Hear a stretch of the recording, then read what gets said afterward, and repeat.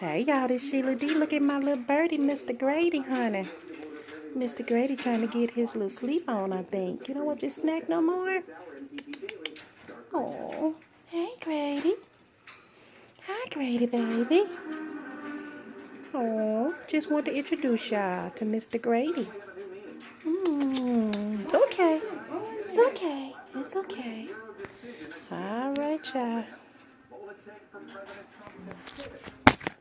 Mr. Grady. Mr. Grady.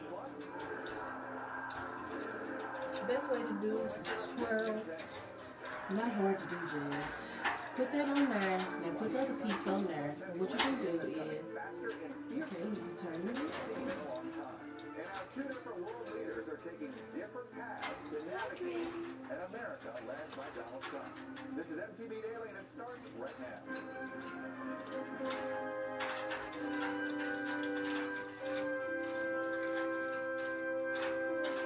I'm just out here in Washington. Welcome to MTV Daily. It does appear the setbacks are piling up early right now for the new Trump White House. There's protests of Republican town halls across the country and indication.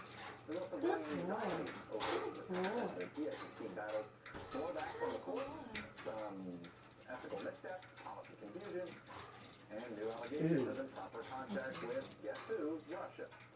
Folks, every administration has its growing pains at the beginning, and they adapt, they change. Is Trump's White House capable of doing that? Is the president comfortable doing that? This news just in moments ago. A senior administration official says the White House does not plan to take their case on the travel ban all the way to the Supreme Court. Instead, this official says the White House is focused on defending the order on its merits, likely before a federal district court. You want to stay up? Oh, We'll explain that. he did live like earring. Oh, here you go. With the Japanese Prime Minister, Grady. we saw President Trump not quite ready to acknowledge that his travel ban needs to be, to borrow a phrase, repealed and replaced. Here's the president answering a question about the legal setback, and that has derailed that executive order. There you go, baby. We'll be doing something having to do with additional security for our country. You'll be seeing that sometime next week. In addition, You're so loud. The court process, and ultimately, I have no doubt that we'll win this particular Good case. boy. Good So boy. right now it certainly looks as if the White House is Jasmine. moving towards Good boy. a strategy that maybe Good boy. You jump bounce down here, about bounce off the couch back. they're not quite at repeal and replace there, even though some of his advisors are. Step up. Of course, Good this is big boy. time. And administration officials tell NBC News that the Trump White House is rewriting the travel ban as a possible way to free it from its current status of legal purgatory. Perhaps the new draft is what Mr. Trump was hinting at when he said that I have to be doing something next week. That again reminds me that they want to argue the merits of the legal case, which in itself, no matter how the federal court rules, would get appealed to the circuit, probably end up in the Supreme Court.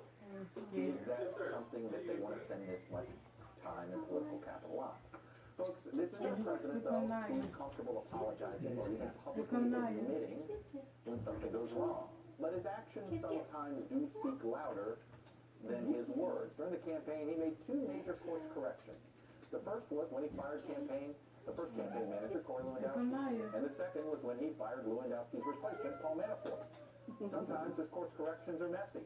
Rather than apologize for saying the birther issue or insulting a judge or apologize to a Gold Star family, he simply stops talking about them. Often these pivots take arguably way too long, but he does do it eventually. So ultimately, watch what the president does with this travel ban over the next week or longer. It may not match what he says or said today. I'm joined now by John Hughes, who served as the Deputy Assistant Attorney General in the Office of Legal Counsel at the Department of Justice during the Bush 43 years. He is now a professor at UC Berkeley and a scholar at the American Enterprise Institute. Mr. Hughes, welcome to the show, sir. Hey, Chuck, thanks for having me back. So I know that you've You gotta put been him in looking his at the own ruling cage. carefully. I'm curious of what you believe, what you think of the White House decision right now, according to our breaking news, that they want to instead, go argue the order on the merits, go have a trial in federal court in Washington. What do you make of that decision? That's good news for the country and for the Trump administration. It'd be even better news if, as you said earlier in your lead-in, the Trump administration withdrew the executive order entirely let everyone who has a visa in, let all the green card holders back in, and then issued a new order that was more modest and more carefully done to take into account the criticism that the Ninth Circuit and the trial judge here levied against the order. What did you think of that criticism? I mean, you know, you've been somebody that has argued for expanded presidential powers in the past. What did you make of the ruling? I think some of it was a stretch. For example, the fact that Washington State had what we call standing to bring the case in the first time. Also, the court stretched in the idea that it could look at the motive, perhaps religious in nature, behind the president's order. But I think the court was on solid ground when it said that the order went too far by stripping away the right of green card holders to come back into the United States without some kind of hearing. I think that's fairly settled and well within the law. The court also, I think, might have stretched a little far to say people who might have come into the country who had visas but weren't here before also had some kind of right to come into the country. But I think the main point is there is a hard legal issue here between the president's power under the immigration laws to suspend immigration, but also the immigration laws requirement that they not be administered in a way that discriminates. Well, and that's what I was going to ask you, and that to me is only defense the administration. Because if you look at the Under the bed. it seems to bar what he did. The president has two statutory provisions both passed by Congress in different years. The one is the right of the president to suspend them for the class of aliens, quote unquote. The other, don't discriminate against people based on race, national origin,